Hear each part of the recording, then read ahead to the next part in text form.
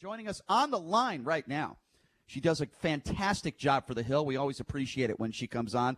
Maybe she can explain to us. I'm sure she will because she's covered Obamagate. That would be Julia Manchester. Julia, thank you so much for joining us. How are you? Hey, what's up, Julia?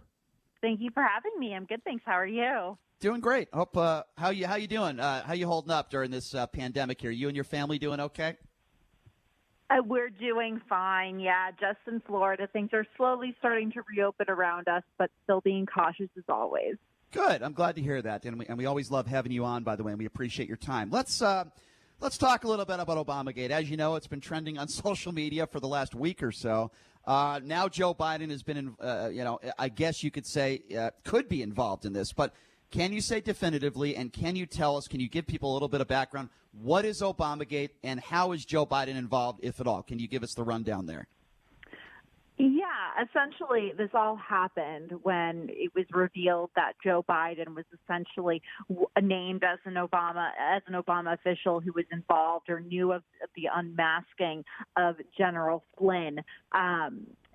When that happened at the end of the Obama administration, that was recently revealed this week. And then we know that there's a lot of controversy over the fact that General Flynn was spied on by Obama's, intelligence officials under the Obama administration. However, one key thing to point out is the fact that these officials weren't necessarily spying on General Flynn in particular. We just know that they were spying on conversations he was having with foreign officials. And we know that General Flynn pled guilty for charges related to his contacts and lying about his contacts with Russian officials. Now that is kind of up in the air at this point. However, that's kind of the basic gist of the controversy swirling around that today.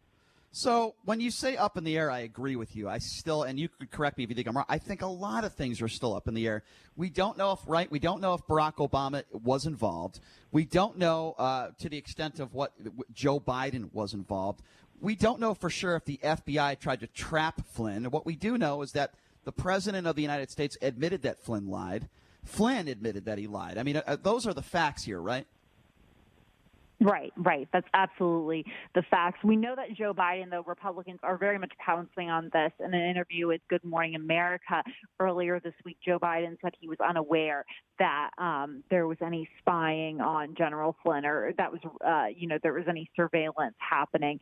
So we know that Republicans are pouncing on that because we know that he was involved in the unmasking. However, we don't know to the extent he knew what was going on, and he could have known just general information. There's still a lot of unknowns in this. No question. I agree with you, and I think it's so important for journalists to be able to report like that because there are a lot of unanswered questions. I want to play you a piece of audio, Julia, if I may. This is Donald Trump this morning. You may have heard it on Fox News, kind of just rallying around this Obamagate. Have a listen to this audio, and then I want you to respond to it. Here it is. It was the greatest political crime in the history of our country. If I were a Democrat instead of a Republican, I think everybody would have been in jail a long time ago, and I'm talking with 50-year sentences. It is a disgrace what's happened.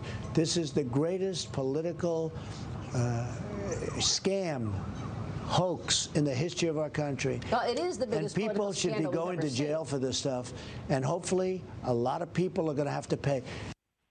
Okay, so the greatest political crime in the history of the country.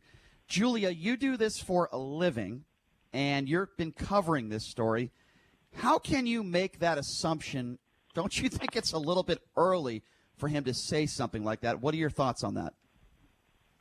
Yeah, I think it's definitely a little early, especially because no one has essentially been charged with a crime, or at least the side he's accusing that has committed a crime hasn't been charged with a crime. So that's right. Number one. And we know that there have been bigger controversies in history. This just sounds like President Trump really trying to rally his supporters, rally his base.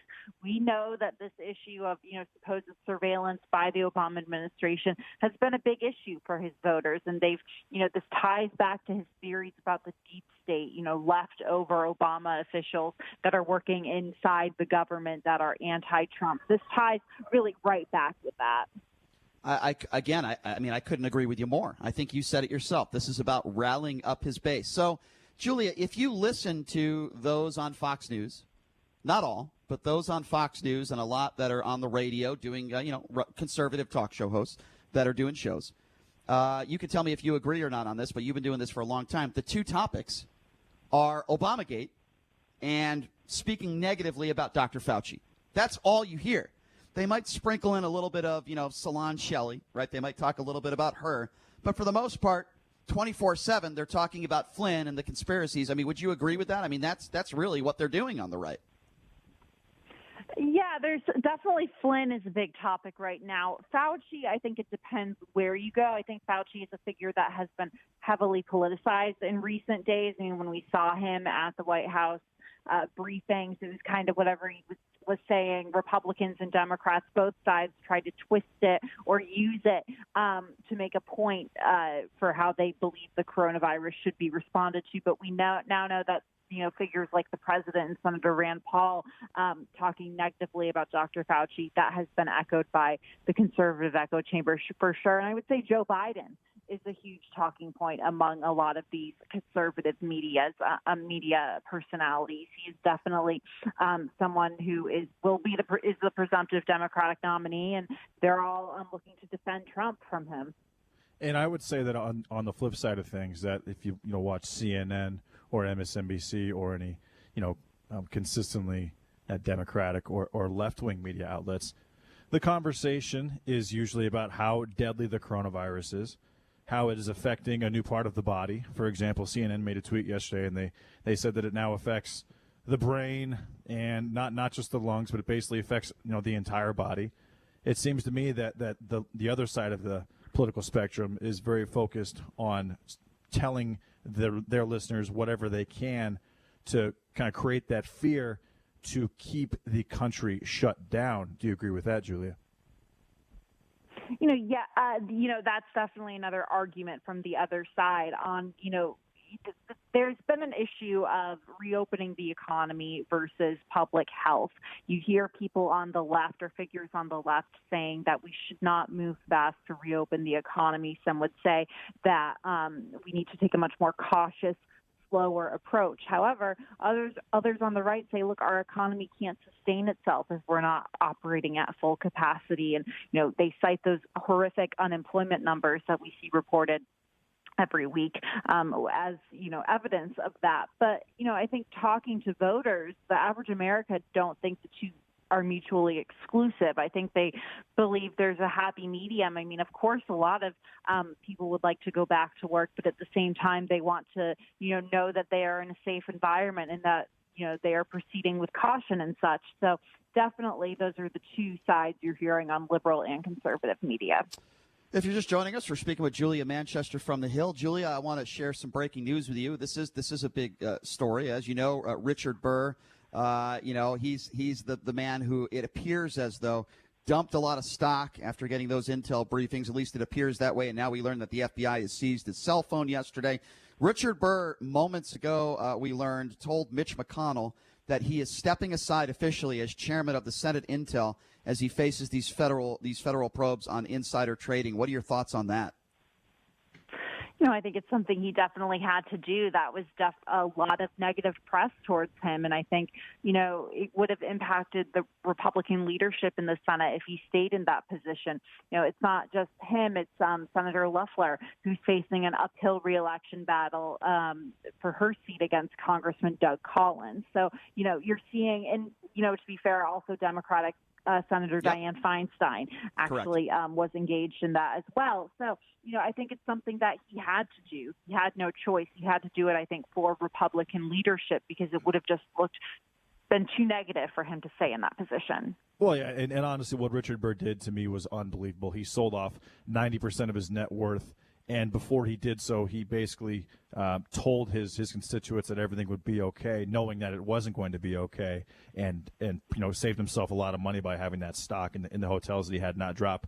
Whereas Loeffler, her husband is a major trader on the New York Stock Exchange. The trade that she made was pretty basic for her standard portfolio, and obviously Feinstein. But I think what Richard Burr did was unbelievable, and he should do time. What do you think about that?